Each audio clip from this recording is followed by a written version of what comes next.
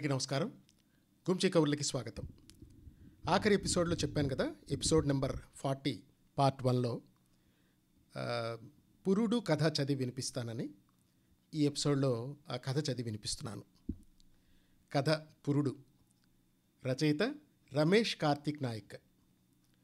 పొద్దున్న ఎత్తాల్సిన పెండ కొట్టంలో అలాగే ఉండిపోయింది. నిద్రపోతున్న జుమ్లీకు అది గుర్తొచ్చి హట్టుకుపోయినోళ్ళ రాకముందే పెండనంతా ఎత్తేద్దాం అనుకుంటూ బర్రెల కొట్టం ముఖాన మెల్లగా నడిచింది. కొట్టంలో నీళ్ల తొట్టికి పక్కనే కాసింత దూరంలో ఉన్న ఓ రాయిపై కూసుని పెండకుప్పను గమనిస్తాంది. పెండ ఆపాటికే బయటివైపు ఎండిపోయింది. నల్లని గీతలు పెండకుప్ప చుట్టూ అక్కడక్కడ కోళ్లు మెతుకుల కోసం గీరినట్లున్నాయి. అక్కడక్కడ పెండలోంచి చిన్న చిన్న పురుగులు పాకుతున్నాయి. ఉచ్చలో నానిన పాత ఎండుగడ్డి వీర్యం వాసనలా ఉంది. కొట్టంలో రేకులకు కింద అంచుల్లో రంగురంగుల సాలీడు పురుగులు ఏలాడుతున్నాయి. జుమ్లీకి ఆ పురుగులు రంగురంగుల పూసల్లా కనిపిస్తున్నాయి. గుడిసె పక్కనే ఉన్న యాప చెట్టు ఆకులు, కాయలు అన్నీ గుడిసె ముందు నిండిపోయినాయి. జల్దీన అవగొట్టి తవుడుతో రొట్టెలు, రేలాపూల పప్పు చెయ్యాలి అనుకుని తన ఫేటియాను కొంచెం నడుముకి పైగా జరిపి కట్టి తలపైన టుక్రీని జడ చుట్టూ చుట్టేసి ఊడకుండా కట్టి పని చాలూ చేసింది. పెండ ఎత్తుతున్న జుమ్లీ తనకేదో అయినట్లు అనుకుని తన చేతులకున్న పెండన పక్కనే ఉన్న గడ్డిపై తుడుచుకుని గుడిసెకు ముందు పందిరికి కింద మంచంపై కూసని తన ఇంటి దారి నుండి వెళ్తున్న పిక్నీని పిలిచింది. ఏమైంది జుమ్లీ అని పిక్నీ జుమ్లీతో అడిగింది. కడుపులో నొప్పిగా ఉంది, తల తిరుగుతాంది, పురుడు దగ్గర పడినట్లుంది బాయి అంటూ పిక్నీతో జుమ్లీ నీరసంగా చెప్పింది. పడుకో, నేనిప్పుడే వస్తా అంటూ పిక్నీ తన సోబత్ బాయిలను పిలుచుకురానికి పోయింది. ఆ తండాలో పెద్ద మనుషులు మొగోళ్ళు ఎవరూ లేరు. అందరూ హట్టుకుపోయిరు.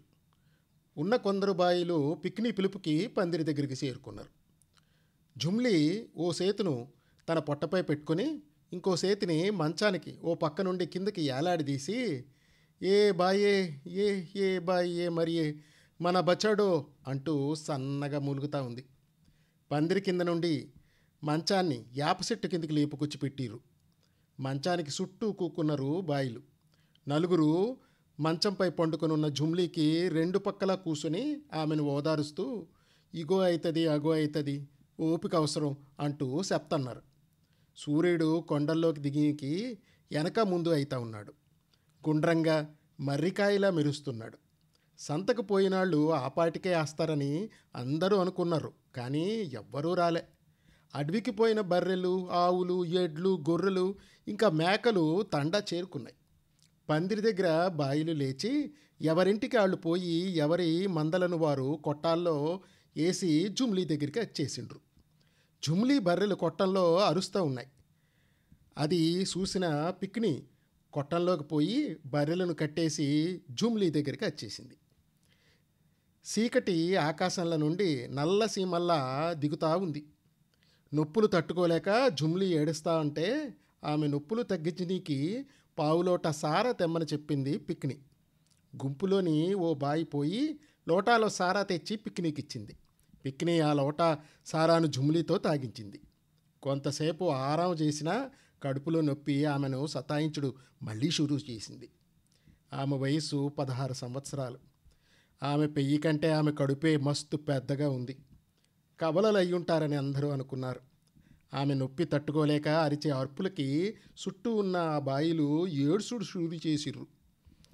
కింద కూసున్న గుంపులోంచి ఓ బాయి లేచి అందరి దగ్గర నుండి మూడు ఎంట్రుకలు తీసుకొని ఒక దగ్గర తాయెత్తులా పేని జుమ్లీ ఎడమకాలికి కట్టి జుమ్లీ తల దగ్గర కూసుని నీకు మంచి బిడ్డ పుడతాడు, నీకు తెలుసో లేదో పూర్వం మన పురుడు ఎట్లా అయ్యేదో నేను నీకు ఇప్పుడు చెప్తా, నేను చిన్నగున్నప్పుడు నా కళ్ళతో చూసిన అంటూ హింగ్లా కథ చెప్పుడు సురీ చేసి. జుమ్లీ కాసేపు నొప్పులతో బాధపడిన తర్వాత కథ వినడంలో మునిగిపోయింది. జుమ్లీతో పాటు అందరూ ఇనికి సిద్ధమైనారు. హింగ్లా ఎర్రగా తేనె కనుగుడ్లతో బంగారం లెక్క మెరిసే జుట్టుతో బొమ్మలా ఉండేది. 3 సార్లు ఆమె కడుపులో పిండం కరిగిపోయింది. ఒకటోసారి ఆమె ఇప్పపోలు ఏరినీకి పోయినప్పుడు నెమలి గుడ్లను చూసుకోకుండా వాటిపై కాలు పెట్టిందట. అవి పగిలిపోయినాయి. రెండోసారి తను కడుపుతో ఉన్నప్పుడు హింగ్లా మొగుడు ఓ కుందేటిని ఆటాడుకొని తెచ్చినాడట. దాన్ని కూర వండిని కోస్తే ఆ కుందేలు కడుపులో 10 పిల్లలు ఉన్నాయట. వాటిని తీసి పడేసి కూర వండినారట. మూడోసారి కడుపుతో ఉన్నప్పుడు ఇంట్లోకి ఓ ఉడుము వచ్చింది నాదట. మన సాంప్రదాయం ప్రకారం ఇంట్లోకి వచ్చిన ఉడుముని పట్టి దాని కాళ్లను దాని తోకతో కుట్టి ఓ కుండలో పెట్టి కుండ మూతిని తెల్లని లేదా ఎర్రని బట్టతో కట్టి ఇంటి గడపకు ముందు 2 అడుగులు తవ్వి పాతి పెట్టాలి. రోజు దాన్ని తొక్కుకుంటూ పోతే మన ఇంట్లో దరిద్రమంతా పోతుందని నమ్మకం. కానీ హింగ్లా మాత్రం ఉడుము మాంసం తినాలనుంది అంటూ దాన్ని వండించుకొని తిన్నదట. అలా 3 సార్లు తన పిల్లలను తన కడుపులోనే పోగొట్టుకుంది. ఇదంతా జరిగిన 2 ఏళ్ల దాకా హింగ్లాకు కడుపు రాలేదు. అయితే ఓ వర్షాకాలం చివరి రోజున ఓ జింక హింగ్లా కలలోకి వచ్చి, నేను చచ్చిపోతున్నాను, నా బిడ్డ నీ మేకల మందులో ఉంది, ఆకలికి నీరసించిపోయింది, దాన్ని నువ్వు జాగ్రత్తగా చూసుకో అని చెప్పి జింక ఓ చెట్టులా మారిపోయింది. ఆ చెట్టుకు జింక కొమ్ముల్లా కొమ్మలు మొలుస్తూ ఉంటే ఆ సప్పుడుకు నిద్ర నుండి మేల్కొని మొగుణ్ణి తీసుకొని మేకల మందులోకి వెళ్ళి చూసింది. మేకలన్నీ ఓ వైపు నిల్చున్నాయి. జింకపిల్ల మాత్రం ఓ మూల పడి ఉంది. 2 రోజుల కింద ప్రసవించిన ఓ మేక దగ్గరికి తీసుకెళ్ళి పాలు తాగించనీకి యత్నం చేసింది. కానీ మేక పాలు ఇవ్వకపోగా జింకపిల్లను కాలితో తన్నింది. ఇట్లా కాదనుకొని హింగ్లా జింకపిల్లను తీసుకుని ఇంట్లోకి వెళ్ళిపోయింది. మొగుణ్ణి కింద పండుకోమని చెప్పింది. అతను సాప కింద వేసుకొని పండుకున్నాడు. హింగ్లా ఆ జింకపిల్లను తన పక్కనే మంచంపై పడుకోబెట్టుకుని జోలాలి పాడింది. పాడుతూ పాడుతూ తన రొమ్మును జింకకు పట్టించింది. జింక రాత్రంతా పాలు తాగుతానే ఉంది. హింగ్లా పండుకుంది. తెల్లారింది. పొద్దున్న నిద్రలేచి చూస్తే తన 2 రొమ్ముల నుండి లేత పసుపు రంగులో పాలు కారుతా ఉన్నాయి. పక్కన జింక లేదు. జింక గురించి మొగుణ్ణి అడిగింది. అతను కల ఏమైనా కన్నావా అంటూ హింగ్లాతో అన్నాడు. ఆశ్చర్యపోయింది. రాత్రి జరిగింది నిజమా అబద్ధమా? హింగ్లాకు అర్థం కాలేదు. కాసేపు చుట్టూ వెతికింది. తనకు దోస్తైన ఓ బాయిని జింక గురించి అడిగింది. అప్పుడు ఆమె, నిన్న రాత్రి మూత్రం వస్తుందని నిద్రలేచి ఇంటికి బయటకు వచ్చిన, అప్పుడు ఓ నక్క తండాలో తిరగడం చూసిన అని ఆ బాయి హింగ్లాతో చెప్పింది. అయ్యో, పిల్ల జింక నక్కకు బలైపోయిందేమో అని కొన్ని రోజులు బాధపడింది. తర్వాత నెలకే హింగ్లాకు కడుపొచ్చింది. ఈసారి కూడా ముందులాగే అవుతుందని అందరూ అనుకున్నారు. కానీ అలా ఏం కాలేదు. 7 నెలలకే పురిటినొప్పులు మొదలైనాయి. 2 రోజులు ఎదురు చూసిరు. దాయి సలహా మేరకు మన సాంప్రదాయ పద్ధతిలో పురుడు పొయ్యాలని అనుకున్నారు. పొయ్యి ఎలిగించి ఉడుకుతున్న నీళ్లలో గోను సంచుల్ని నానబెట్టిరు. ఓ ఎడ్లబండిని తెచ్చి దానిపైన వేడి నీళ్లతో నానబెట్టిన గోని సంచుల్ని పెట్టి దానిపై హింగ్లాను పడుకోపెట్టిరు. తండాలో కొందరు డప్పు ఇనుప పళ్ళెం తీసుకుని భయంకర శబ్దాలను చేయడం షూరు చేసిరు. 2 పెద్ద మనుషులు ఎడ్లబండి కాడని లేపి తమ చేతులతో పట్టుకుని ఎత్తుపల్లాలు రాళ్ళు ఉన్న దారి గుండా వేగంగా పరిగెత్తుతున్నారు. తండలోని వారందరూ బండి వెనకే ఉరుకుతున్నారు. మొత్తం మీద చాలా సేపటికి ప్రసవం జరిగింది. శిశువు ఏడుపు విని బండిలోని వేగాన్ని తగ్గించి బండిని తండా వైపు తీసుకుపోయిరు. మా అమ్మ నన్ను అది చూడొద్దన్నా చూసిన. నేనైతే ఆ శిశువు బండి వెదురు బొంగుల సందుల్లోంచి ఎక్కడ జారిపోతుందో అనుకున్నా. కానీ ఏం కాలేదు. ఆ తర్వాత మా వాళ్ళు అక్కడి నుండి ఆవుల మందలను అమ్మినీకి వేరే ప్రాంతానికి వలస చాలు చేసిరు. ఆ వలసలో నేను ఎడ్లబండి దిగనేలేదు. అలా ఇటుగా మన తండాను దాటిపోతుంటే వలస వెళ్తూ వయసుకు వచ్చిన బిడ్డను ఆడబిడ్డను ఇలా అడవుల ఎంట తిప్పడం మంచిది కాదని ఈ తండాలో నాకు పెళ్లి చేసి వెళ్ళిపోయిరు. కథ కథమైంది. కథ చెప్పిన బాయి జుమ్లీ తలను నిమురుతూ ఉంది. జుమ్లీ ఆ కథ నుండి బయటపడలేదు. ఇంకా దాని గురించిన దృశ్యాలు ఆమె తలలో కదులుతున్నాయి. తను ఆ ఎడ్లబండి పద్ధతి ద్వారా పుట్టిందని తన దాది చెప్తే అది ఓ కట్టుకదంటూ కొట్టిపారేసేది జుమ్లీ.